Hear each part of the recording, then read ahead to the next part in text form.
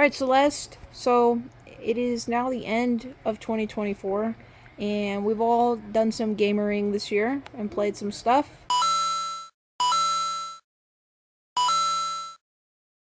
Actually, my top 3 games this year did not come out this year. My third favorite game I've played this year is One Shot. I did a little experience share about it. It just hit me emotionally and it made me cry. I really like the art. I'm really into indie games. I actually did a small challenge for myself during the summer where every week I would try to finish a game, specifically an indie game, and that just happened to be one of them. Um, I don't know. It was a puzzle game. I really like puzzles. My second favorite was Silent Hill. Me and Steven were supposed to finish it last year during Halloween. If you guys remember, we did do a very tiny experience share on that. And since then, we just never played again. But this year, I kind of forced him to play it, and we saw it through.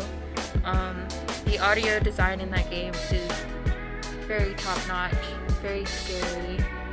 It was just fun because Steven was the one that was playing it the most, and it was just fun watching his reactions to things and stuff and helping him out, trying to figure out where to go, especially when you're in the dark or trapped in the fog and stuff.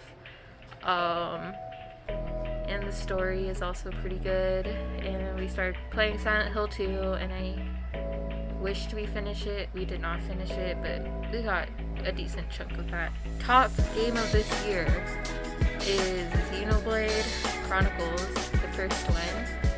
I did a little challenge with Steven that I would finish it in a week, which I did. It was a ride. I was very invested in the story and a lot of the stuff in it that I had a whole notebook where I wrote down notes about literally almost everything, like the gameplay, the story, the characters, music and art, basically a lot. And I've never really done that with a game before, so it kind of just told me that I was really into it. I was really drawn by most of the characters. It was cool just trying to figure out a team comp and who has good synergy with each other to really work things out. Throughout the whole game, I really enjoyed the story. Definitely my top game of the year. And if I can, I would just like to give a shout out to Web Fishing, Pizza Tower. Well, now I'm playing Balatro and I'm kind of obsessed with it. So yeah, those 3 games are also probably my favorite. So my top 5 video games of 2024. Just real quick, I guess I'll start with number 5. Number 5 for me was Astrobot. Thought it was really, really cool. A lot of nostalgia in it. I loved all the little callbacks to all the old video games that I grew up playing, just like everyone else. Love everything about Astrobot, basically. Hopefully it encourages more games like that to come out. Number 4, right above that, was Metaphor ReFantazio, a game that I am at the very end of. Maybe if I beat it, maybe it would go up a little higher, I don't know. But this was basically my first big Atlas RPG to get into from like the Persona team and all that, and I thought it was really, really cool. Played it on hard mode, really enjoyed how difficult it was, and definitely need to wrap it up the last few hours. But Metaphor was awesome. If you've never played any of the Persona games, I think it's definitely a good one to jump into. It is not a Persona game, but if you like it, I feel like you would like the other Persona games. And it's also good because it's kind of a standalone thing. But really, really liked Metaphor. Right above that, number 4, Prince of Persia, The Lost Crown. Really, really good Metroidvania. Unfortunately, the team has now been disbanded, and Ubisoft seems to be in all sorts of trouble now, but boy, Prince of Persia was really, really good. Favorite element of the Prince of Persia game was all the platforming puzzles in it. The way that you use your brain to like figure out how to use your different abilities to get through these platforming obstacle like puzzle things. That part was so cool. Number 2, that was my number 3. Number 2 for me is Balatro, a game that I spent over 100 hours just getting addicted to. It was all I cared about, all I could think about, watching tons and tons of videos and coming up with cool synergies and strategies between all my different Joker cards. Just an amazing, wonderful game, and glad to see it get nominated at the Jeff Keighley Game Awards as one of the games of the year, because it definitely deserves it. Balatro rules. If you're maybe putting it off thinking, well, I don't like poker, or I don't care about poker, and maybe that's why you're not playing it, it is not a poker game. It is just a poker-themed roguelike, and it's extremely addictive, very simple to understand, and definitely check it out. Balatro, fantastic game made by one single person. And then my number one, Final Fantasy VII Rebirth, another game I think I put around 200 hours into this one, just doing absolutely everything I possibly could. Did not want it to end. Combat system in that game is, I think, the best combat system in any like turn-based / action RPG. It's just perfect. Every single character feels totally different to play as, and they all feel a lot of fun. I mostly focused on, a certain little group of 3 characters. I would love to play it again and not use, obviously you have to use Cloud, unfortunately, but I would like to swap out the 2 that I used and use other characters, and it would be like a whole new experience. Game is amazing. All the writing is perfect. The character development and the way that the characters interact with one another is just absolutely perfect, and every little interaction is just such a joy to experience. All of the side, if I have any like slight complaint, I guess, like all the side stuff that they fleshed it out with all the little kind of checkpoints on the map that you go do, not the most engaging thing they could have done with all that, but it was still fine, and all of that is like completely optional. I did it all because, like I said, I did not want to stop playing the game. I didn't want to stop experiencing that world. The music is amazing, the combat's amazing, the graphics are amazing, and the characters are amazing. It's the best cast of characters from any RPG as far as I'm concerned, and I can't wait to see what they do with part 3. I played about 20 games. I didn't play 20 games. I think I played around 18 games this year, with 2 honorable mentions.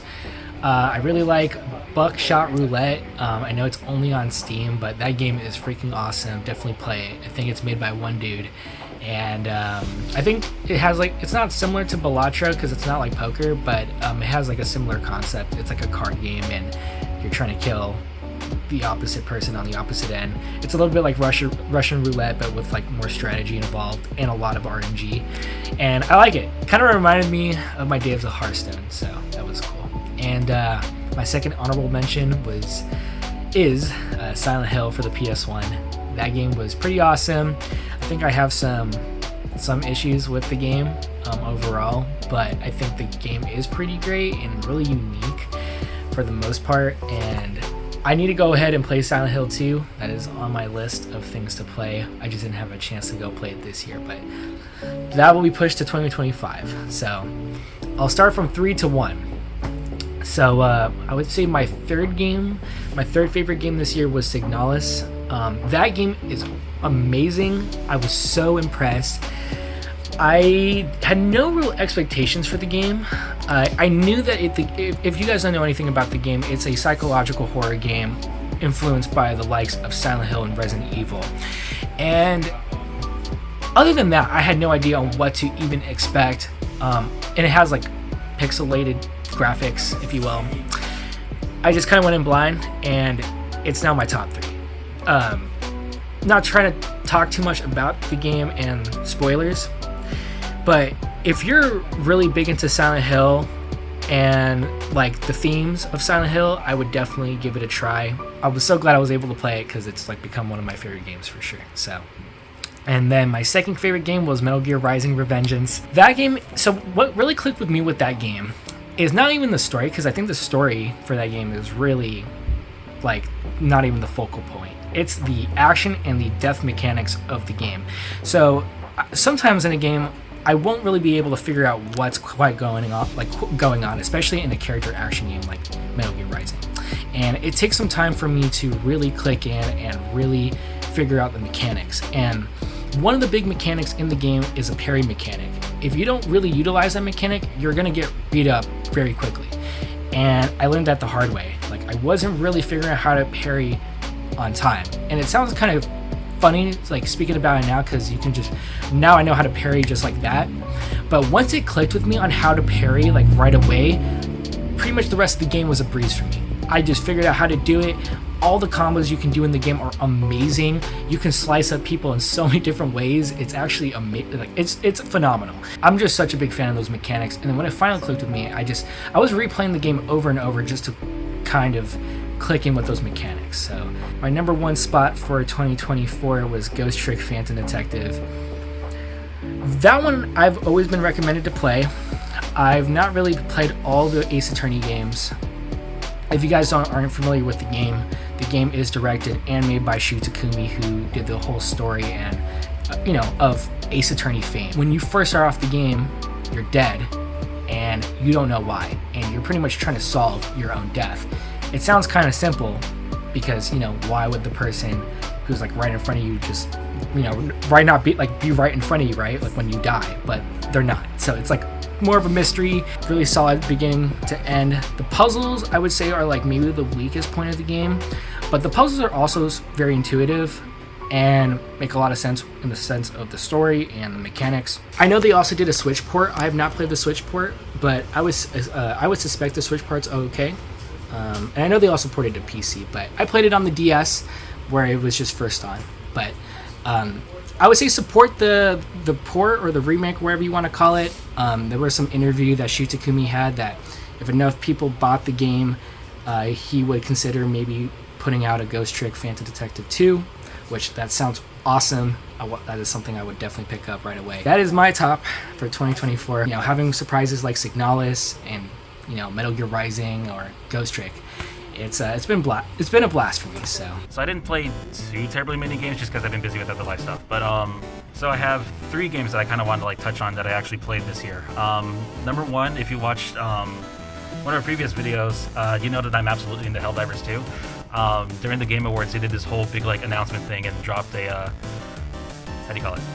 So you know how you fight the bugs and you fight the bots? Well, now there's a third race of alien that you can fight. Everyone colloquially calls them the squids.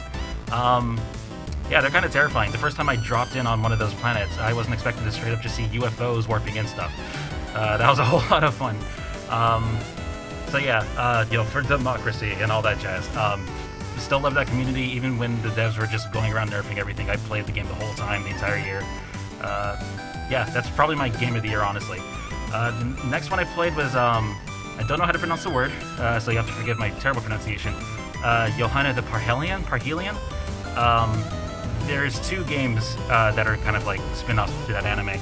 I played the card game one. People compare it to Slay the Spire, I think is the name of that game a lot. It's called Genjitsu no Yohane Numazu and the Mirage. You're not going to get like a super deep story experience from it or anything, but it's just a fun card game to just kind of like pop on, play for an hour, and pop off. There's a bunch of DLC for the game, like a lot of DLC, but if you're going to try and get like the downloadable content, just get the side character DLCs and kind of whatever costumes you want. You don't have to buy like everything for it. But it's fun. It's like you pop in, you get just... how do you say? You pop in, you beat enemies, you get random cards, you just kind of build your deck and see what you can build. Kind of like one of those roguelike deck builders. I forgot what the third game I was going to talk about was. Give me 1 second here. Gotta check my notes. Third one. So I've been playing Sonic games forever. Like, I think my first one was Sonic Adventure 2 Battle on GameCube. So I was kind of jazzed when the whole Year of Shadow thing kind of popped off. So I played Sonic X Shadow Generations. That was the only game I pre-ordered in like a really long time, just because I was kind of hyped for it. Well, initially I wasn't hyped for it. I kind of got hyped for it closer to launch, but I beat the entirety of the game in about 2 or 3 hours. Just because I played so much Sonic Generations, I used to speedrun that game a lot. I had never got any like world records or anything. It was just kind of cool to beat your best times and watch how other people break the game and just try to kind of mimic them, and then you finally break the game. You're like, oh, cool, I'm going to do that again. It's just kind of like drilling the stages over and over again. But the game isn't terribly long, but it's kind of cool to see them kind of touch on Shadow's story and kind of touch on previous games. Like, you get a bunch of references to previous games, and it's cool. It's kind of like Sonic Generations, but Shadow and Chaos Control and all that jazz. If I really want to speedrun the game, you could beat it 2 hours, refund it on Steam. That would be kind of a shitty thing to do, but it's something you can do. But yeah, those are my 3 games for this year. Hoping to play more this year, provided I get a little bit more free time. Okay, so I'm supposed to be talking about my 3 games of the year for 2024. My 3 games are Kato, Buttered Cat. That was a absolutely fantastic platformer. It kind of reminds me of Celeste, except you're a cat and a piece of buttered toast, who is sentient toast. Have fun with that. The platforming, the controls are really cool. It's on Steam right now. Supposedly it's going to be coming to the Switch. There's also cat costumes. You can actually get a Metal Gear Solid box. You can turn the toast into the Metal Gear Solid box, and then now you're just basically a cat in a box sneaking around doing platforming, which is real fun and cool. You also have a ghost cat that can have a pumpkin as the toast. You can also have peanut butter toast. You can have Nutella toast. So if you're a toast fan, play Kato. Then the other 2 games that I played last year were Hades 2 and Golf Story. I have to say Kato was probably my game of the year for 2024. Absolutely fantastic. Hades 2, definitely good, but I wouldn't say that's my game of the year simply because it wasn't officially released. It was in early access. Yeah, that's that thing. It's good. I like it. The story's really fun. The controls have been tightened up since Hades, which, I mean, they were already pretty damn good anyway. So it's a great game. If you enjoyed Hades 1, the story still continues. It's still a really good, fun story. The art, the sound quality, everything is about it. I believe I already have a video on this channel talking about Hades 2 and how good it is. So see that.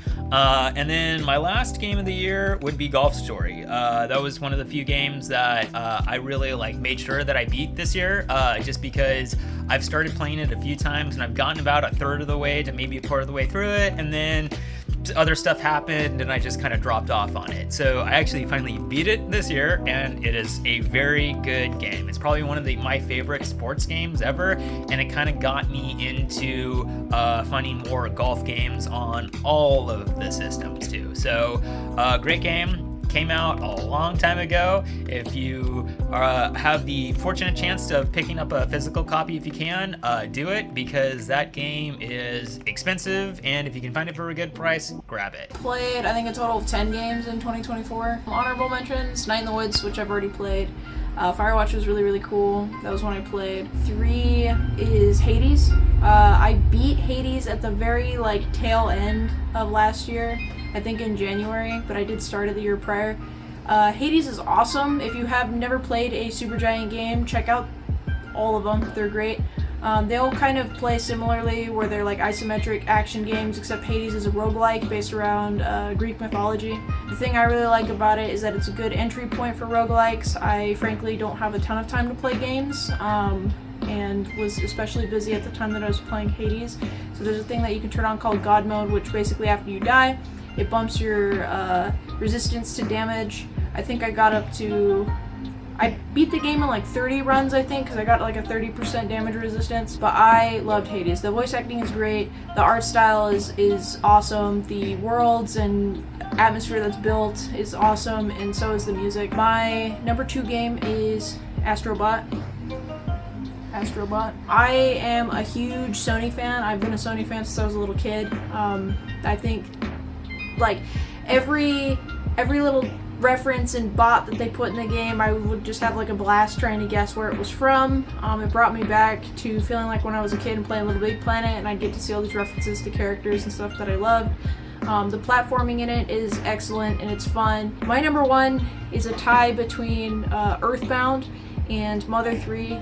I actually played all 3 of the Mother games last year, and I adored all of them. I think all of the characters are so well written, and you want to go and interact and talk to everybody, and it's also very straightforward. At least for myself, I tend to get lost in JRPGs, just not knowing kind of what to do next, or the text doesn't engage me, or I can't figure out the puzzles and stuff. Again, I usually tend to play games on the shorter side, but Earthbound kept me engaged from start to finish, and I was actually sad when I beat it. And Mother 3 is just an experience. Definitely go play the fan translation. Mother 3 is an awesome game, and if you like Earthbound a lot, you'll love Mother 3. And just about everybody I know who's played it has had the same reaction as me, that it's amazing, it's thought-provoking, it pulls at your heartstrings. It's just a really great game, and again, both of them are like incredibly balanced. There's not segments where they feel too easy, and there's not segments where they feel too hard. The game is just a blast to play, and honestly, I'll probably replay one, if not both of them this year again, because I love them so much. So 3 games I'm excited for next year, for 2025, or this year rather, would be Yakuza Pirates. That's been the first game, and I don't even remember how long that I watched a trailer for, and I've literally wanted to go buy a new console simply to play that game. I think it absolutely looks unhinged and fun and goofy, and yeah, so I'm definitely going to be getting Yakuza Pirates when it comes out. That's definitely a day one game for me. And then the other 2 games that they kind of fall under the same category for me. It's the Pac-Man game, the weird Metroidvania kind of style, like super dark, gritty Pac-Man game. Put some gameplay or something right here, but it was in the was it Game Awards? Yes, it was. Yeah, and same the other game that I'm also interested in as well too is the new Ninja Gaiden game too. And again, the Blasphemous team. Yes, and that's supposed to be another Metroidvania. So those 2 games are kind of occupying the same spot to me as kind of Metroidvania, dark, gritty, kind of cool stuff too. Then what was the other one? Oh yeah, Pokemon ZA. That's supposed to be coming out this year, and Legends Arceus was probably my favorite game of 2023. Yeah, it was easily my favorite game of 2023, 2022. It's my favorite Pokemon game ever. I mean, X and Y were kind of fun games for me because it was kind of when I got back into Pokemon really, really hardcore and really started collecting all the Pokemon games again. So I'm kind of interested to see how they kind of continue that story. I'm excited to hunt more shinies in the overworld and hear that doodle-a-doo sound and have an absolute loss of all senses because there's a shiny Pokemon somewhere. This year, I have... That is a very good question. Oh, there is the Atelier game that's coming out this year. Yumiya, I think it is. It's interesting because they're taking a different twist on the game where it's... Usually, like, the Atelier games are kind of like a bit more lighthearted. This new one seems to be taking like a more of a darker approach to the story, and it's got this like whole open world aspect to it. So I'm kind of curious to see how it plays out. Looking forward, I'm hyped for Monster Hunter Wilds. That one I will definitely be playing. There's a few games that like I would maybe consider giving a try, like Death Stranding 2, but I need to play the first one. I will for sure play Monster Hunter Wilds. That is one game that I for sure have my whole month planned to just sit down and play that game and play with friends. So. There are definitely some. So definitely the new Monster Hunter. That looks really cool. As far as something that hasn't officially been announced, but that I'm hoping happens, 3D Mario. If that happens, I don't know how that's not going to be my number one. Silksong. 2025 is going to be the year. See, we're going to get GTA 6 before we get Silksong. Yeah, we might. But the reason we didn't hear about Silksong, this is my new conspiracy, is that it's going to be a Nintendo Switch launch title. So they couldn't give us an update because Nintendo wouldn't let them inadvertently reveal the Switch launch date. That would be my pie-in-the-sky hopes and dreams right there. That is wishful thinking. Yeah. Hopefully Silksong, hopefully 3D Mario. Celeste, you hear this? Yeah. Celeste is on board. Celeste, do you think Silksong is going to be a launch title for the Nintendo Switch? Hell Switch no. 2. What the? You gotta believe, Celeste. All right. Only me believing. We'll see. I'm hoping. Even if it's not a launch title, hopefully it does come out. But Silksong, obviously, if that comes out. New 3D Mario. The new Monster Hunter. Oh, the new Yakuza, the Pirate Yakuza. That looks freaking awesome. Definitely Monster Hunter. I'm really into Monster Hunter. And so I'll probably be playing a lot of that. I don't know. That's just from the top of my head, Monster Hunter. If Wolverine comes out on PS5, that's speculated to come out. That'll be really cool. Pokemon ZNA will definitely probably get an announcement. That'll be cool. Maybe that'll drop this year. There's got to be something new Pokemon. I think that'll drop this year. So that's exciting. I don't think it's coming this year, but Ghost of Yotei would be like sick if that dropped this year. I don't think it will. I also don't think Heretic Prophet will drop this year, but I'm definitely eager to see more news on those as well as the Okami sequel.